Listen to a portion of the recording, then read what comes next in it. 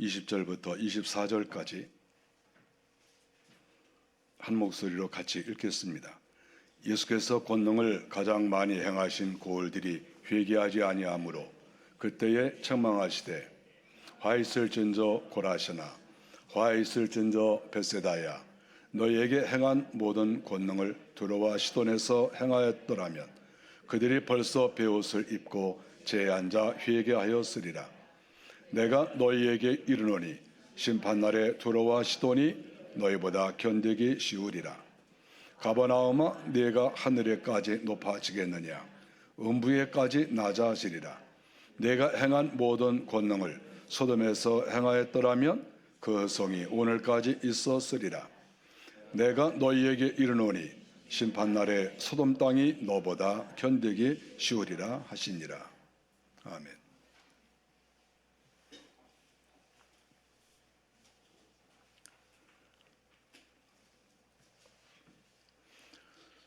주님께서 이 땅에 오셔서 이스라엘 땅 여기저기를 샅샅이 주님께서 찾아다니시고 거기에서 복음을 증거하셨습니다. 주님께서 증거하신 그 복음의 그 핵심은 사실 회개라고 볼 수가 있습니다. 주님께서는 천국에 대해서 먼저 가르쳐 주셨습니다. 우리가 그 마태복음에 보면 주님께서 산상수훈에서 또 여러 말씀을 많이 가르쳐 주셨습니다. 주님께서 또한 정의롭게 사는 것을 가르쳐 주셨습니다.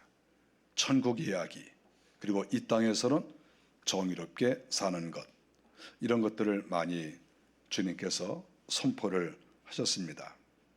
특히 주님께서는 이런 지도자들에게 이 죄를 많이 지적을 했습니다. 죄를 짓는 것은 사실 남녀노소를 가릴 수가 없죠. 또 지도자이든지 또 일반 국민이든지 죄를 짓는 거야 무슨 차이가 있겠습니까? 그러나 아무래도 높은 자리에 있을수록 더 죄를 많이 지을 수가 있다 하는 것은 역사를 통해서도 우리가 알 수가 있겠죠.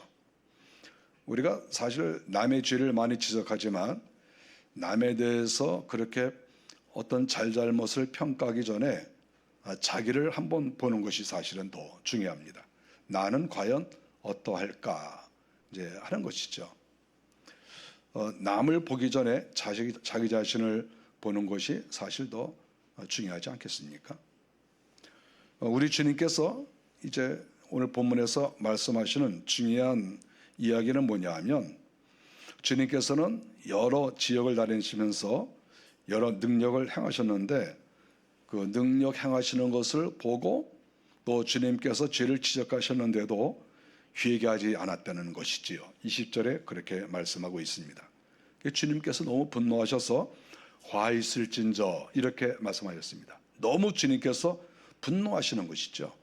어떤 잘못을 지적하고 회개하라고 말씀하시면 우리가 듣는 척이라도 해야 될 것이고 또 어떤 경우에는 실질적으로 자기 자신을 잘 살펴서 이것이 나에게 문제구나, 그것을 빨리 이렇게 또 깨닫고 회개하는 것이 정상적인 사람이 아니겠습니까? 그런데 주님께서 보실 때에 이스라엘 백성들은 전혀 어떤 회개할 생각이 없으니까 주님께서 두고 보실 수가 없어서 화 있을진저 그러면서 책망을 하셨다고 하는 것이지요. 우리가 복음에 있어서 죄를 회개하지 않으면 다른 것들은 사실 의미가 없습니다. 복음의 출발이 무엇이냐 그랬을 때 이 출발은 회개입니다. 회개. 하나님 앞에서 내가 죄인이다. 이 땅의 모든 사람 한 명도 예외 없이 모두가 죄인이다. 우리가 이러한 생각을 가지고 하나님께 나아가고 죄를 고백하고 하나님의 은혜를 기다리고 이렇게 할 때 이제 이 사람이 정상적인 신앙생활에 들어섰구나, 발을 들여놨구나 이렇게 생각할 수 있는 거거든요. 근데 만일에 회개를 하지 않는다 그러면 그 사람은 그 구원의 그 길 거기에 진입할 수가 없어요. 구원의 길은 회개로부터 출발하는 거예요. 중간에 끼어들 길이 없어요. 우리가 이것을 명심해야 되고 또 주님이 이것을 잘 가르쳐 주셨다고 하는 하는 것입니다. 그래서 회개 없는 기독교라고 하는 것은 생각할 수가 없고, 회개 없는 구원이라고 하는 것은 그거는 애초부터 말이 되지 않는다 하는 것을 우리가 생각할 수 있습니다. 우리 주님께서 책망하실 때 오늘 성경에 보니까 이런 이야기를 하고 계십니다. 주님께서 고라신과 벳세다가 회개하지 않았다 이렇게 말씀을 하고 계시죠. 고라신이라고 하는 것은 무엇입니까? 우리가 이 성경을 자세하게 안 보고 고라신 그러면 무슨 고라라는 신이 있나 이렇게 생각할 수 있는데, 이 고라신이라고 하는 것은 지명 이름이에요. 저도 이 고라신을 가봤거든요. 근데 고라신은 지명입니다. 그리고 벳세다도 지명이죠. 고라신이라고 하는 것은 갈릴리 지방의 한 고을이라고 볼 수가 있어요. 가버나움에서 조금만 올라가면 됩니다. 한 4km 이렇게 올라가면 됩니다. 거기 고라신이라는 동네가 있어요.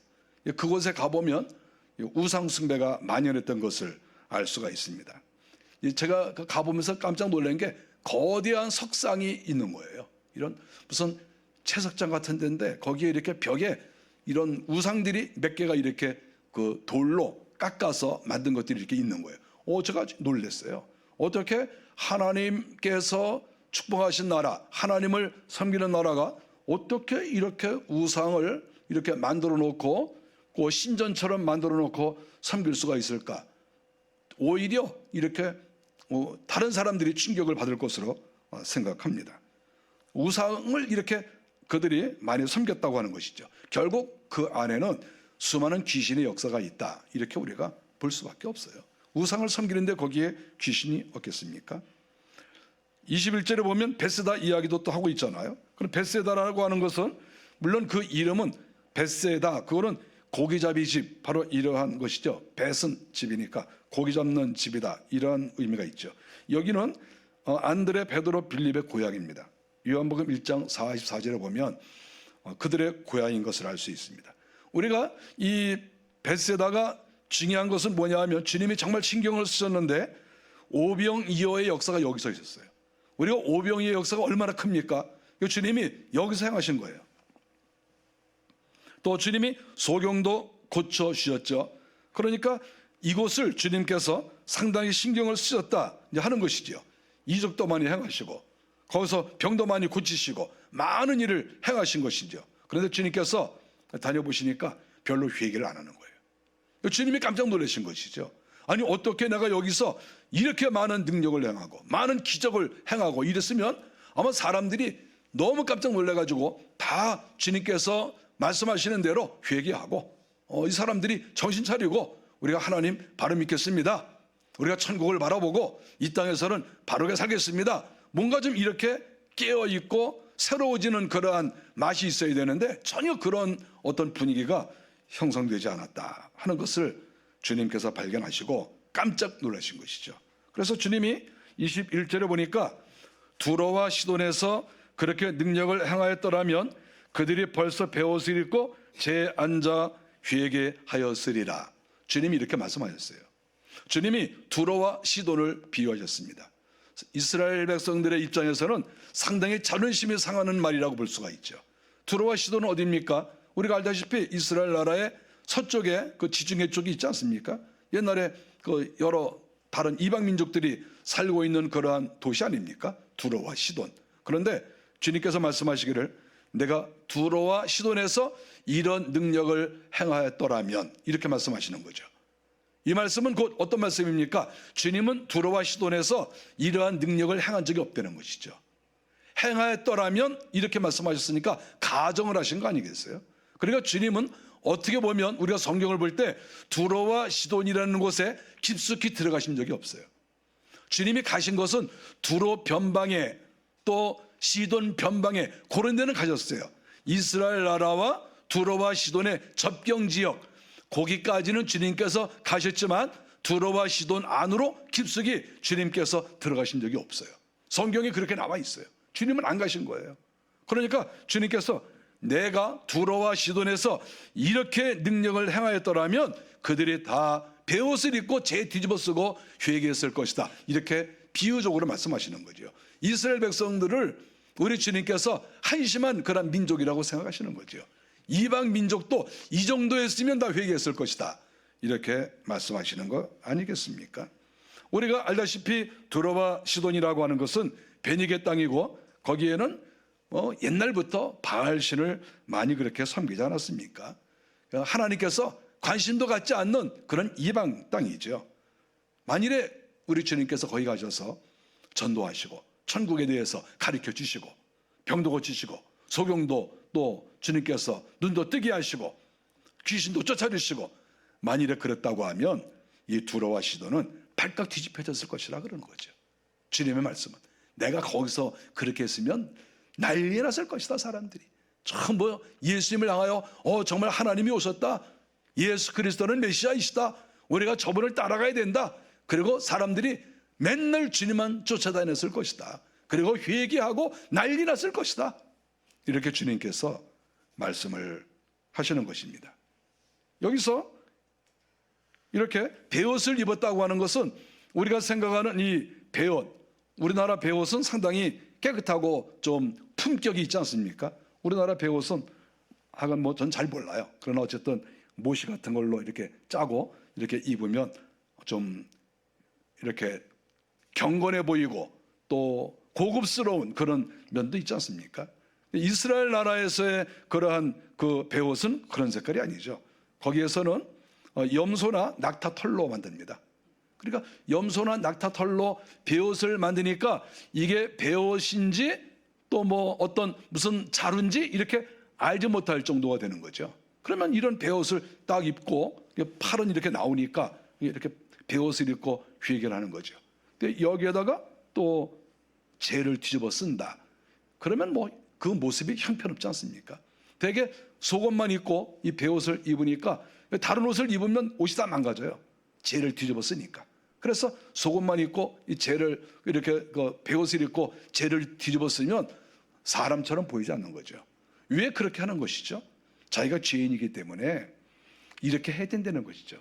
죄인이 어떻게 아름다운 모습을 보일 수 있느냐? 죄인이 어떻게 예쁜 옷을 입고 고급스러운 복장을 하고 향수를 몸에 뿌릴 수 있느냐? 그럴 수 없다. 그러니까 자기가 죄인이니까 완전히 거짓골을 하고 짐승처럼 그렇게 행하는 것이죠. 그러한 자세가 필요한 것이고 주님이 그렇게 말씀하신 거예요. 내가 두로와 시돈에 가서 너희들이 말하는 이방 땅, 너희들이 말하는 구원받지 못하는 사람들, 그렇지만 내가 만일에 거기 가서 천국 복음을 증거하고 회개를 외쳤으면 너희들보다는 100번 1000번 날 것이다. 이렇게 주님께서 말씀을 하신 것입니다. 우리가 이러한 주님의 말씀을 이렇게 들어볼 때 그런 생각을 우리가 할 수 있어요. 우리가 사람이 이렇게 똑같은 사람 같아도 어떤 사람은 아주 이거 반응을 잘하고 어떤 사람은 반응을 잘 안 하는구나. 그런 거를 알 수가 있죠. 똑같은 말씀을 증거했는데 어떤 사람은 울고 하나님께 회개하고 어떤 사람은 아무렇지도 않게 무슨 철판을 깔은 것처럼 무슨 돌에다가 말을 하는 것처럼 아무런 감정도 없는 이런 사람도 있을 수가 있다 하는 것이죠. 저는 60년대 70년대 우리 부모님들이 목회를 하셨을 때 그때 생각을 사실 제가 많이 합니다. 옛날 생각을 많이 하죠. 60년대 70년대 그때의 신앙생활이라고 하는 것은 날마다 회개의 소리죠. 회개하는 소리. 교회에서는 항상 기도 소리, 회개하는 소리, 맨날 울고 하나님 잘못했어요. 맨날 이런 이야기가, 이런 소리가 교회 안에서 날마다 들렸어요. 집회만 하면 성도들이 꽉꽉 모였어요. 이 교회에서 집회하면 여기에 사람이 수백 명 모이고 저쪽 교회에서 집회하면 또 이쪽 교회 성도들도 다 가고 이렇게 어디에서 집회를 한다 하면 전부 몰려다녔어요. 그래서 거기 가서 또 은혜를 받고 회개하고 부흥회 때 항상 첫날, 두 번째 날은 날마다 회개하는 거예요. 날마다 회개. 그때 당시에는 집회를 일주일 내내 했어요. 월요일부터 시작해서 토요일 아침까지 했어요. 그래서 모여서 맨날 회개하고 말씀 듣고 아침 시간, 점심 시간, 저녁 시간 하루 3번씩 집회를 했거든요. 그때 맨날 따라다니면서 이렇게 집회 참석한 그런 기억이 납니다. 방학 때 집회를 하면 집에 잠깐 왔다가 매일 하루 종일 교회에 가서 집회 참석하고 그렇게 살았어요.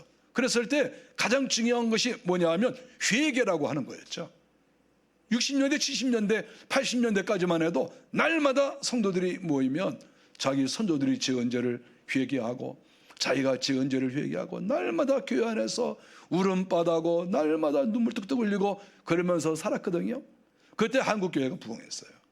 많은 사람들이 교회 안에 들어오고 정말 교회가 재미있고 그때 수많은 사람들이 몸으로 헌신하고 물질로 헌신해서 오늘 한국교회가 이렇게 왕성하게 성장한 것은 다 60년대, 70년대, 80년대에 우리의 선배들이 신앙생활 다 그렇게 한 거예요. 말씀만 증거하면 다 울음보가 터지고 말씀만 증거하면 가슴을 치고 회개하고 땅바닥에 굴르고 다 그렇게 했다고 하는 것이죠. 저는 오늘날의 한국교회를 생각을 해봅니다. 오늘날에 어떤 목사님이 회개에 대해서 설교하셨을 때 가슴을 치고 땅바닥에 엎드리고 무릎을 꿇고 회개하고 이러는 경우가 과연 얼마나 될까? 이런 생각을 해보는 것이죠. 요사이는 그런 거를 별로 보지 못합니다. 목회자들이 서로 이렇게 대화를 하면서 그런 얘기를 많이 나눕니다. 제 친구들은 뭐 다 목회자들이시니까 대화를 나눠보면 회개 잘 안 한다고, 회개에 대한 이야기를 하면 다 성도들이 안색이 별로 좋지 않다고, 우리가 이구동성으로 목회자들이 그런 얘기를 해요. 회개 잘 안 하시죠. 저는 마음속에 생각하기를 회개가 이제는 많이 됐으니까 더 이상 회개할 필요가 없나 보다, 회개할 것이 없나 보다 이렇게 생각도 해봐요. 이제 그렇죠? 이제 회개할 거 없죠? 뭐 선조들 회개도 다 하고 내 죄도 다 회개하고 이젠 회개할 게 없으니까 이제 회개에 대한 설교는 그만하고 축복을 받는다는 얘기만 자꾸 했으면 좋겠다 이런 생각하는 거 아닌가요?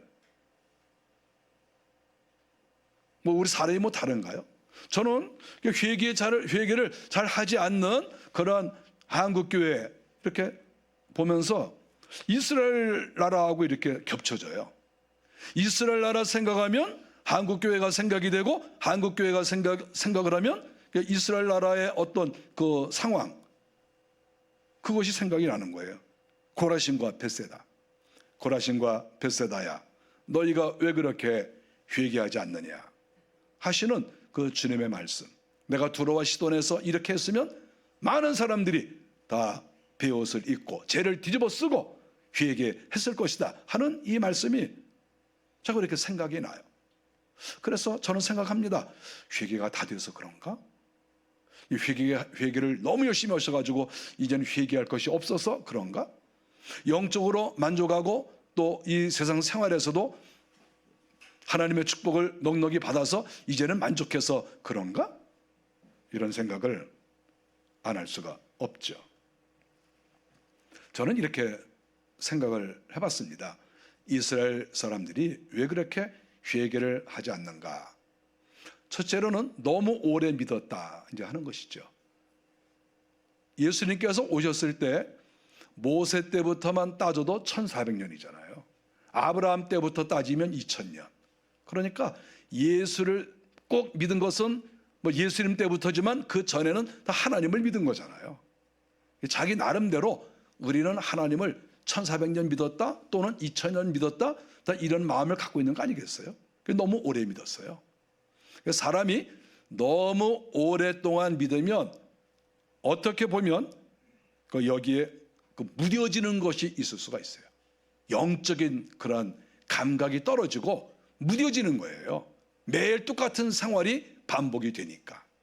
또 하나의 반복은 뭐냐 하면 이스라엘 백성들이 하나님을 섬기다가 과거에 하나님께 매를 많이 맞았어요. 하나님께서 축복하셨는데 또 죄를 져요. 하나님께서 심판을 하세요. 나중에 또 회개해요. 하나님께서 또 용서해 주시고 또 축복을 합니다. 우리가 이러한 그 반복적인 그런 이야기들이 사사시대부터 있어요. 이스라엘 백성들이 가나안 땅에 들어오면서부터 계속해서 이렇게 맴도는 거죠. 그러니까 다람쥐가 그 바퀴를 돌듯이 하나님께서 축복하시고 또 죄를 짓고 하나님이 심판하시면 다시 회개하고 그러면 하나님이 또 축복하시고 이게 계속해서 반복되니까 이제는 영적으로 무뎌졌다. 좀 저속하게 표현을 하면 닳고 닳았다. 이렇게도 표현을 할 수가 있어요. 달고 다른 거야. 뭐 기도하는 것도 달고 달고, 뭐 헌신하는 것도 달고 달아서 뭐 열심히 하는 것도 아니고, 그저 흉내만 내고, 뭐 성경을 공부하거나 뭐 하는 것들이 다 달고 달아가지고 무뎌진 것이죠. 좀 죄송하게 표현하면 달고 다른 거죠. 얼마나 이런 것이 문제가 되겠습니까? 사람은 항상 이렇게 긴장을 하고 신선한 것이 필요합니다. 항상. 사실 저 같은 경우는 좀 긴장이 많아요. 늘 긴장을 합니다. 긴장하는 이유가 내가 하나님 앞에 날마다 바로 살아야지, 내가 이 땅에서 편안하다고 만일에 방심하고 나태하고 게으르고 그러면 이거 안 된다, 그런 생각을 가지고 날마다 긴장을 합니다. 내가 편안하게 사는 것 같아도, 내가 하고 있는 일들이 별로 문제없이 잘 되는 것 같아도 항상 하나님 앞에서 내가 서 있는 그러한 마음으로 늘 긴장하죠. 하나님, 항상 하나님 앞에 긴장하죠. 우리가 그런 마음을 가져야 되는 것이죠. 죄에 대해서 늘 민감하고, 내가 잘못하면 하나님이 나를 징계하신다고 하는 그런 생각도 늘 갖고 있고, 또 내가 잘하면 하나님이 지금보다 나를 더 축복하신다, 그러니까 이런 영적 민감도를 가지고 날마다 이렇게 생각을 하는 거죠. 우리가 이런 것이 필요한 거예요.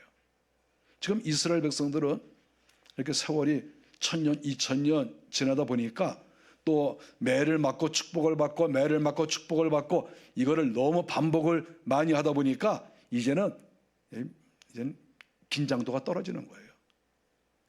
무뎌졌어요.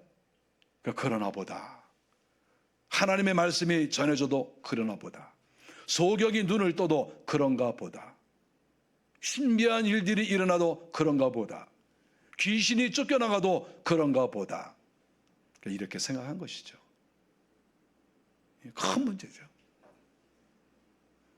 이스라엘 나라는 가나안 땅에 들어오고 나서 1400년이 지났으니까 그렇게 좀 무뎌졌다고 치고, 우리나라는 몇 년 됐나요?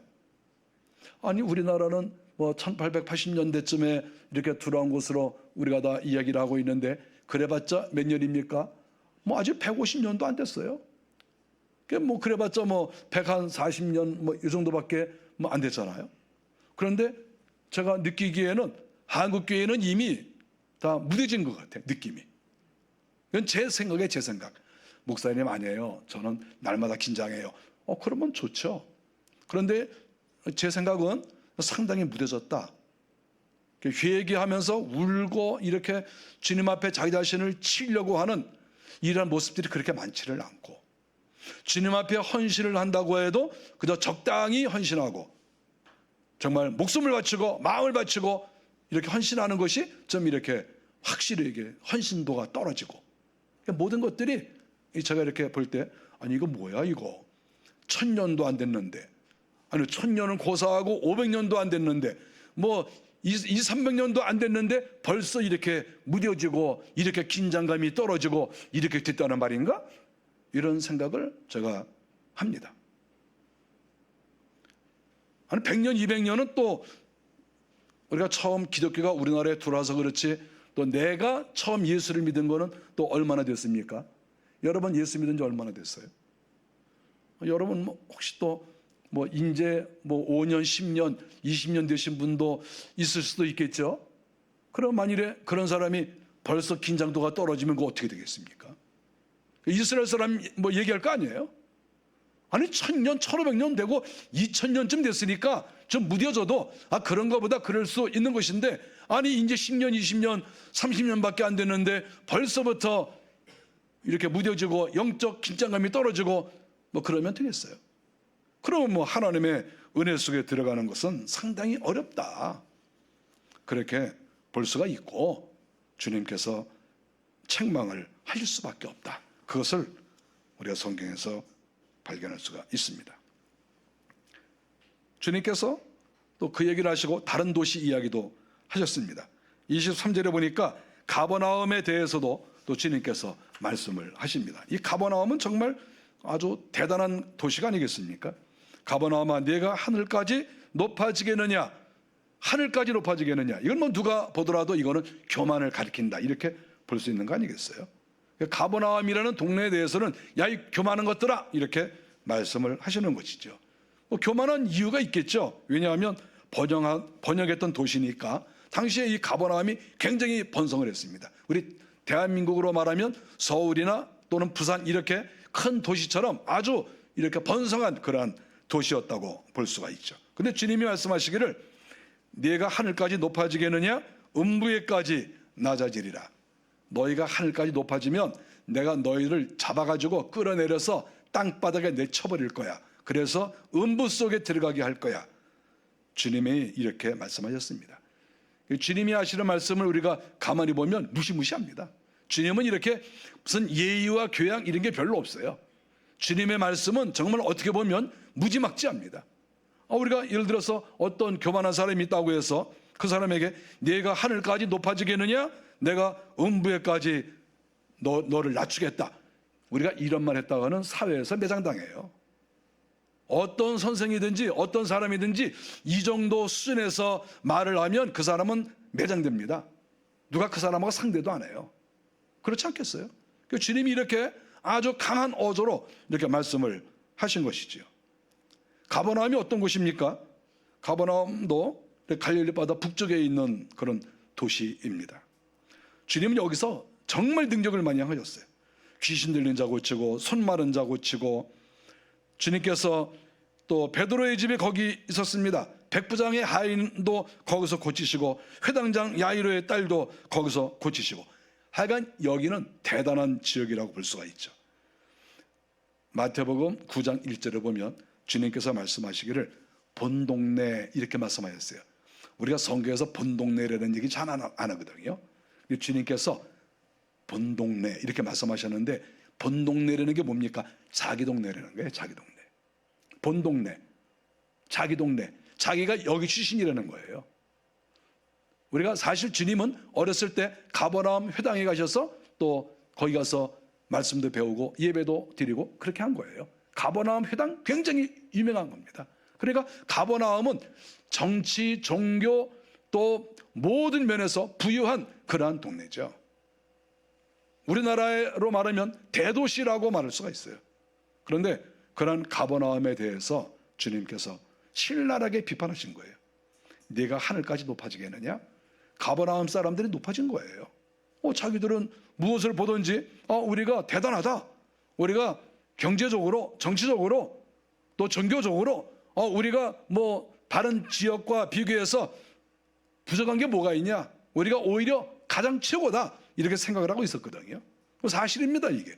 근데 주님께서 내가 너희들을 끌어내려 가지고 음부에까지 내가 다 너희를 처박아 놓을 것이다, 주님이 이렇게 말씀하신 것이지요. 이거 얼마나 무서운 말씀입니까? 24절에 보니까 회개하지 않으니까 심판 때 소돔 땅이 더 견디기 쉬울 것이다, 이렇게 말씀하셨어요. 이 말은 무슨 말씀입니까? 소돔과 고모라 성도 심판하시고 또 가버나움도 심판하는데, 소돔과 고모라가 하나님이 심판하실 때 좀 덜 책망을 받는다, 이거 아니겠어요? 하나님이 만일에 매를 때리신다고 하면 이 소돔과 고모라 이 지역은 주님께서 회차리로 종아리를 이렇게 때리시고, 가버나움은 어떻게 하시겠다는 겁니까? 곤장을 치신다는 거죠. 곤장을. 너희들이 그렇게 죄가 많다. 이스라엘 사람들 머릿속에는 소돔과 고모라가 죄가 더 많아요. 자기들은 죄 없어. 그러니까 소돔과 고모라 그거 망하길 잘했지. 그 소돔과 고모라는 사해 남부 쪽에 그 바닷속에 있다고들 학자들이 그렇게 얘기를 해요. 그 바다 깊숙이 들어가 버린 거죠. 그러니까 이스라엘 사람들은 소돔과 고모라 그게 인간들이냐 맨날 이러고 있는 거거든요. 그런데 주님이 말씀하시는 것은 야 가버나움 너희들 소돔과 고모라 이렇게 너희들이 더 나쁜 놈들이야, 주님이 이렇게 말씀을 하신 것이죠. 얼마나 충격적입니까?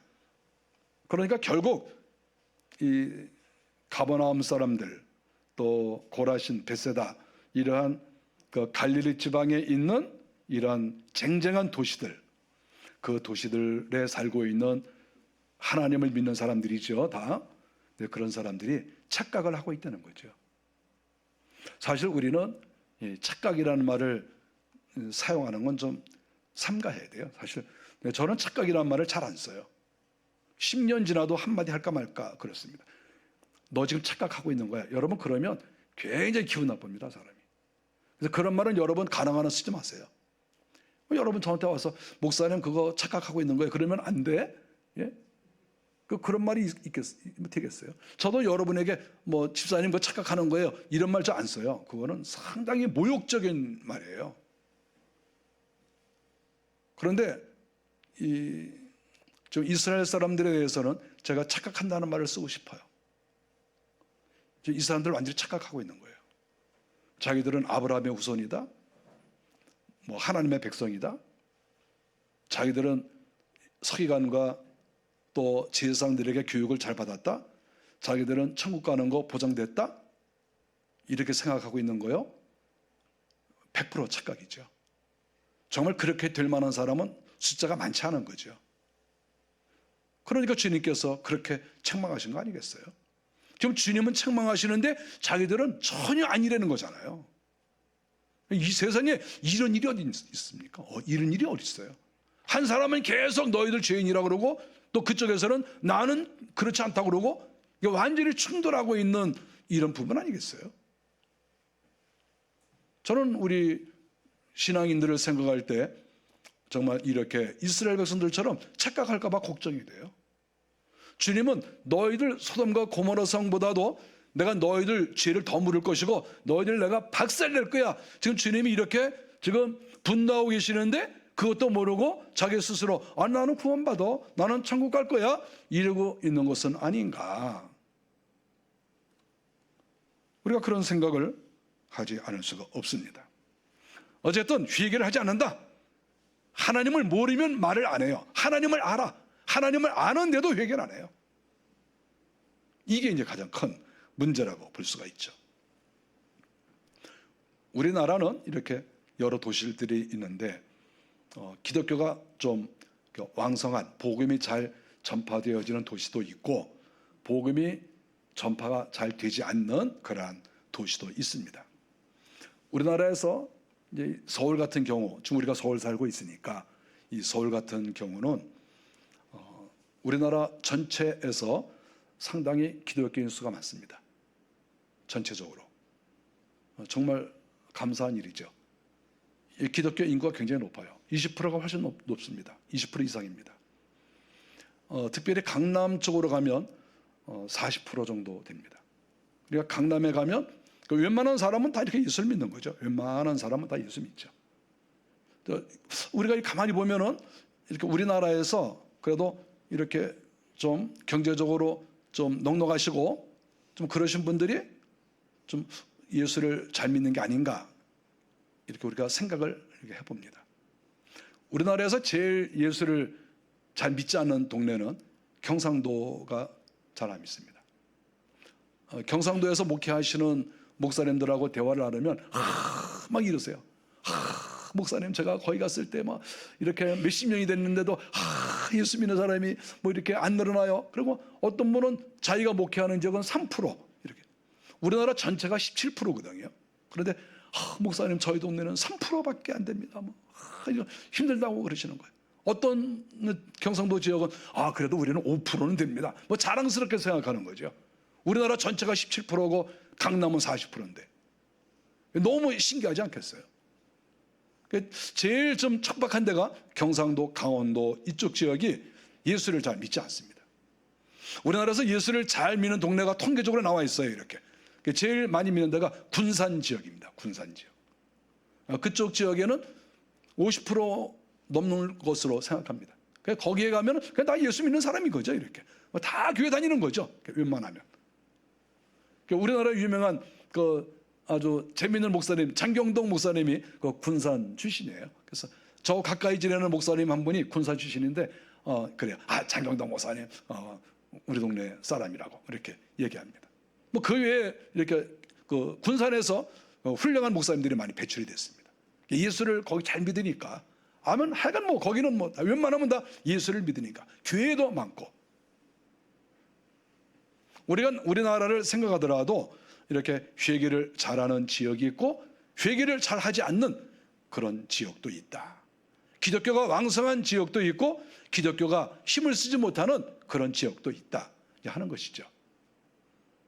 저는 서울에서 살았으니까 서울에서 맨 처음에는 기독교인이 별로 많지 않았지만 하나님의 은혜로 점점 이렇게 많아져서 지금은 서울이 아주 기독교 인구가 많은 그런 도시가 되었죠.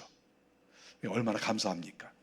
기독교 인구가 많아지는 것으로 우리가 만족하지 말고 하나님께 더 가까이 나아가서 더 우리의 죄를 회개하고 하나님께 정말 순종한다고 하면 얼마나 더 좋을까? 우리가 이렇게 벌써 복을 받았는데 예수를 믿게 된 것만 해도 이건 너무 놀라운 일이죠. 우리에게 경상도에서 오신 분들, 뭐 강원도에서 오신 분들 계시겠지만 이렇게 예수를 믿게 된 것만 해도 축복인 줄 알아요. 공부는 내가 3% 안에 못 들어서도 예수 믿는 거는 3% 안에 드는 거예요. 예수 믿는 걸로. 이거 얼마나 감사한 일입니까? 거기다가 만일에 회개까지 했다 그러면 그 사람은 영적으로 1% 안에 드는 그런 사람이 아니겠어요? 굉장히 하나님의 축복을 받은 것이라고 볼 수가 있죠. 우리가 잘 아는 것처럼 세례 요한은 유대 강야에서 맨 처음에 복음을 증거할 때 첫 마디가 무엇입니까? 회개하라 천국이 가까웠느니라. 마태복음 3장 2절 첫 마디가 회개하라고 하는 것이었어요. 이게 기독교의 핵심이에요. 우리 주님께서도 또 역시 마찬가지죠. 주님도 마태복음 4장 17절에 보니까 이때부터 예수께서 비로소 전파하여 이르시되 회개하라 천국이 가까웠느니라. 주님도 비로소 복음을 전파하시면서 첫 마디가 회개하라 천국이 가까웠느니라. 이거는 아무리 세월이 지나도 똑같은 거예요. 세례 요한도 그렇게 했고 예수님도 그렇게 했고 사도들도 그렇게 했고 오늘날도 마찬가지죠. 우리가 예수를 믿게 되면 맨 처음에 해야 될 우리의 행동은 어떤 것인가?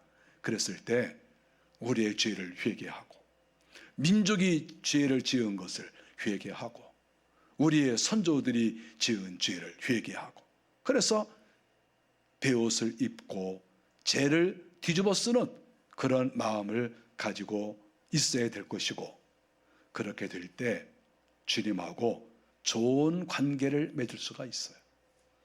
회개하지 않는 사람하고는 주님이 가까이 지내실 리가 없어요. 나는 주님하고 친해지고 싶다. 은혜를 많이 받고 싶다. 정말 예수를 제대로 한번 믿어보고 싶다. 이런 마음을 가져야 될 것이고 또 그러한 마음을 가진 분들은 회개를 열심히 하십시오. 회개를 열심히 하셔서 죄를 다 씻어내면 이것은 내 몸을 청소하는 것과 마찬가지예요. 회개는. 그 나를 청소하고 나를 깨끗이 하는 거 여러분 이거 얼마나 중요한 거겠어요. 깨끗이 해놓으면 주의 성령이 우리에게 임하세요. 주의 성령은 어떤 특별한 사람에게만 역사하는 게 아니에요. 회개된 사람, 그런 사람에게 성령이 역사하는 거거든요. 우리가 이러한 은혜를 우리가 다 받아야 되겠습니다. 우리가 전 세계적으로 볼 때 우리 대한민국이 참 축복을 받은 나라고 또 특별히 우리가 사는 서울은 여러 면에서 복을 받은 나라인데 무엇보다도 신앙의 복을 받은 나라다, 도시다 이렇게 볼 수가 있습니다. 여러분 서울 사시는 거 축하드립니다. 모든 면에서 좋은 곳이에요. 모든 면에서 너무 좋은 곳이에요. 여러분 여기서 열심히 하나님께 복도 받고 신앙생활도 열심히 하십시오. 이렇게 좋은 동네가 없어요. 회개 열심히 하셔서 주님과 더 깊은 교제를 나누시고 더 많은 은혜를 꼭 받기를 바랍니다. 기도하겠습니다.